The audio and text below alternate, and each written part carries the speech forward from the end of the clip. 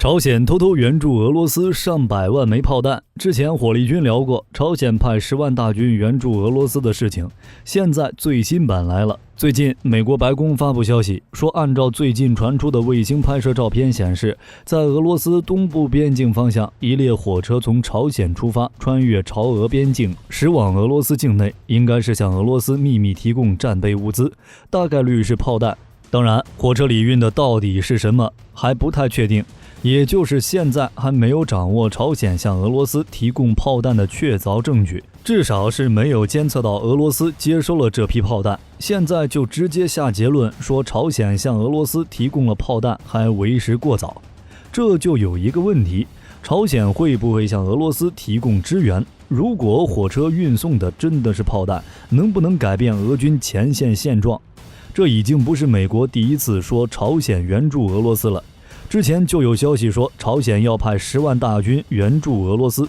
火力军也聊过，大家可以去了解，意思就是有点悬，大概率是舆论战。就比如最初的援乌10万朝鲜士兵，那就是各大媒体捕风捉影的结果。这个消息最开始的时候是俄罗斯的电视台说的，最初的意思是如果朝鲜愿意，我们应该允许他们参与。结果媒体一传播，就变成了朝鲜10万大军援助俄罗斯，而且当时没有证据，不好证明。但这次不一样，有卫星图片作证，火车都开上了，还有啥好解释的？新冠疫情爆发之后，朝鲜就关闭了国门，而俄罗斯是疫情较重的国家之一，朝方几乎是关闭了与俄罗斯之间的陆路交通。结果现在俄罗斯境内的疫情并未得到完全控制，又在跟乌克兰打仗，到现在也没结束。朝鲜在这个时候开放通往俄罗斯的火车，不排除真的是在向俄罗斯供应武器弹药。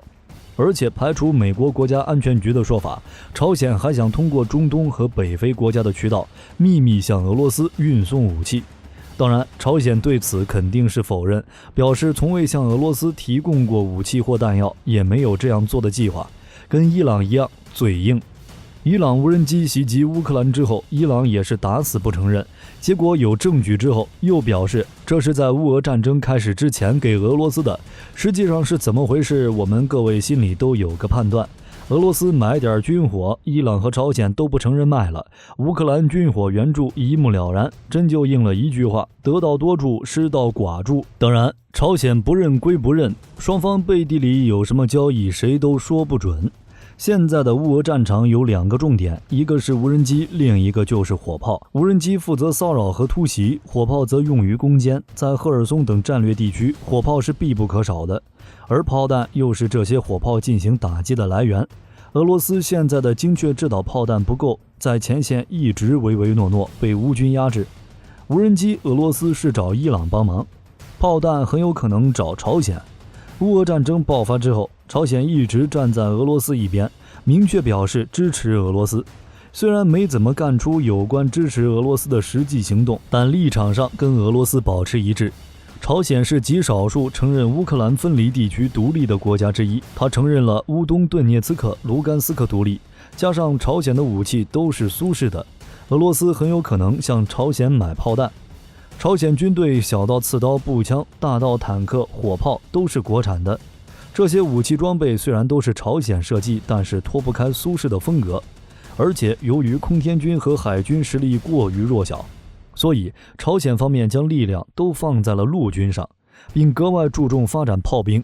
引进苏联时期的火炮后进行改进，打造出了属于自己的多款火炮。可以说，朝鲜军队的武器装备有 95% 都源自苏联。在苏联解体前，朝鲜从苏联得到的最先进的坦克也不过是 T-62， 而更先进的 T-72， 苏联一直拒绝向朝鲜提供。不过，朝鲜利用冷战时期两伊战争的便利，私下从伊朗获得了部分 T-72， 并且对其进行了逆向仿制。在以往朝鲜阅兵中展示的暴风虎坦克，可以看作是朝鲜在结合了 T-72 坦克技术后，对自身 T-62 坦克推出的大改升级版。还有2010年朝鲜公布的暹军915坦克，就被认为是朝鲜熔炼苏联 T-72 技术改造的本土产品，而且152毫米口径火炮也是如此。作为苏联大炮兵思想的继承者，朝鲜一直非常重视火箭炮的研制和装备。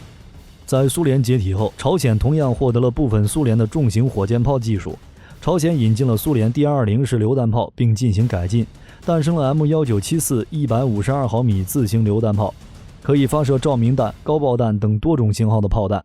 152毫米口径更是俄罗斯火炮的通用口径，无论是支援火炮还是支援炮弹，都对俄罗斯有着巨大的用处。缺点也很明显，射程只有20公里，射程精度也不足，装甲防护也不足。还有 M2012式240毫米火箭炮，这款火炮的射程能够达到100公里，和俄军的工程神器郁金香大炮是一个口径。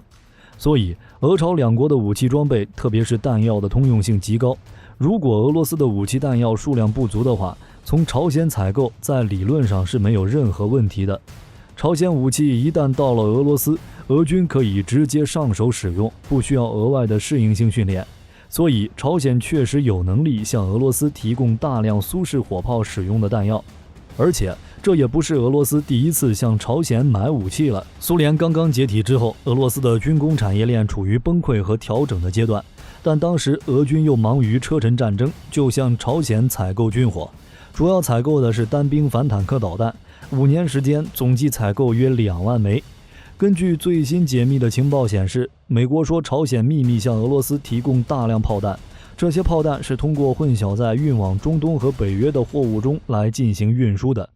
不过目前还不能确定俄罗斯有没有接收到这些炮弹。考虑到之前美国在关于此类消息的准确性，再加上朝鲜最近的态度，这个消息很有可能是真的。可能在俄军30万动员兵全部到达乌克兰战场的时候，就能看到来自朝鲜的炮弹了。只是朝鲜绕过联合国安理会制裁，向俄罗斯出口武器数量有限，而且这些非制导弹药的效能极差，不可能改变乌俄战争的进程。而且俄罗斯也不缺这种非制导的弹药。俄罗斯继承了大量冷战时期的苏联弹药，刨去30年来消耗的和过期作废的，剩余存量仍然不少。在苏联刚解体初期，经过几年的混乱后，现在的俄罗斯军队已经走上正轨。当年苏联为了准备世界大战所生产和储备的巨量弹药，被俄罗斯重新登记造册储备了起来。后来的格鲁吉亚战争、叙利亚战争以及如今的乌俄战争，俄军都大量使用当年生产的各类弹药。根据统计，仅在顿巴斯周边，俄军炮兵和乌军炮兵的比例就高达40:1。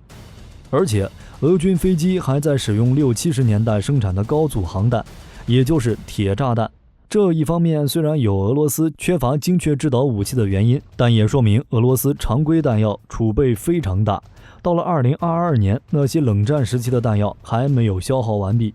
只是俄大炮主义没啥用了，这也是为什么俄军现在前线局势不行。前苏联和现在的俄罗斯确实都奉行所谓大炮兵主义，拥有大量各种深管炮、火箭炮、迫击炮和坦克等重型火力装备，虽然还有数量庞大的导弹和战机。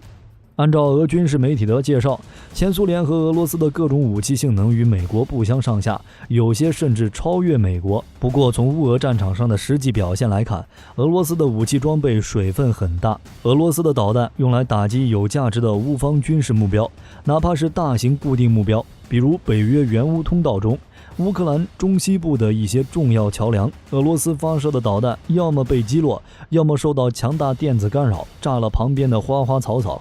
俄罗斯战无不胜的空天军只要出现在战区，多数被北约援乌单兵导弹和近中程防空导弹击落，有来无回。至于俄军各种火炮、火箭炮、迫击炮，在俄军夺取马里乌波尔、北顿涅茨克、利西昌斯克战斗中确实发挥了巨大作用，充分展示了俄罗斯大炮兵主义的威力。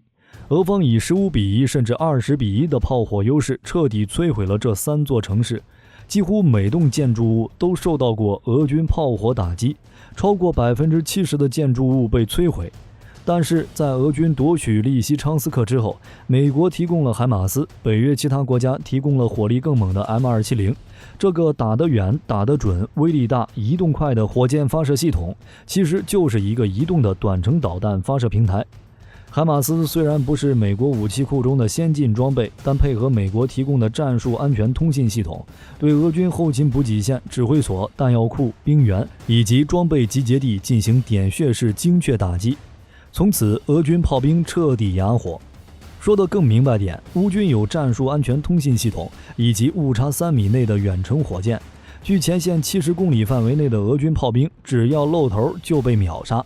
相反，俄军在战场上就是睁眼瞎，完全无法精确掌握乌军后方的兵力和装备集结地，又缺乏精确打击工具，非制导性炮弹打击10多公里、几十公里外目标，误差在几十米到几百米。所以，俄军强大的炮火被彻底压制了。当然，这并不意味着俄军强大的炮火完全熄灭。俄军隐藏在前沿阵地的各种火炮和迫击炮通过密集发射，还是能造成大量乌军官兵和平民百姓的死亡。但是由于俄军炮火没有优势了，加上相对于北约武器的点穴式打击，俄军炮火精度极差。这也是为什么北约援助乌克兰的海马斯投入战场后，双方死亡人数比例极为悬殊。在北约制裁的情况下，俄罗斯又没办法造那些精确制导炮弹，就只能寻找外援。朝鲜就是一个最好的选择，弹药是苏式的，能直接上手。不过火力军估计，朝鲜就算是支援炮弹，精确制导的肯定占少数，因为朝鲜和韩国一直处于军事对峙状态。从10月底，美韩联手举行警戒风暴2022联合空中演习，共出动超过240架军机。朝鲜是连日以来多次发射导弹，并向西南部的南北缓冲区进行大规模火炮射击。朝鲜本来就在武器装备的技术水平上落后，因此很大程度上靠部队的数量来维持和韩国的军事平衡。这也是为什么火力军认为朝鲜不会派兵的原因。突然抽调10万精锐部队去支援俄罗斯，相当于抽调了大约1/10左右的军队，自家安全都保不住。同理，炮弹也是如此。精确制导炮弹肯定不会全部都卖给俄罗斯，如果这辆火车上装的是炮弹，估计一半都是俄罗斯不缺的铁炸弹，没什么用的那种。好了，今天的视频到这儿就结束了。各位觉得朝鲜会支援俄罗斯吗？欢迎在视频下方留言，如果视频内容有不对的地方，也可以在下方指正。我是火力军，下期见。